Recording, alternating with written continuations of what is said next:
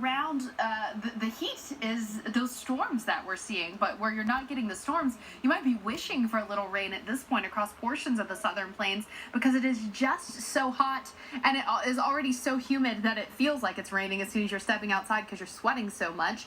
Our temperatures right now in the 70s and 80s, but the temperatures themselves don't tell the whole story. You've got to look at the dew point when you've got weather like this, and our dew point in Corpus Christi is sitting at 77, in Brownsville at 80, 79 in Dallas. So that is exacerbating the heat. When you have the dew point and the heat coming together, when you're talking about record heat like this and then humidity that's high, it is just dangerous level heat. So 109 is the forecast in Midland, getting well up above 110 in Laredo, 115 the forecast there. So we've got these excessive heat warnings in pink, the bright pink. That's what where we see the excessive heat warning, the heat advisory for places like Shreveport. So while the heat advisory isn't to the level of the excessive heat warning, it's still dangerous. You still need to take precautions, drink lots of water, take breaks. This is what's been blowing my mind, though, these temperatures that are forecast. So in Del Rio, the forecast is 113.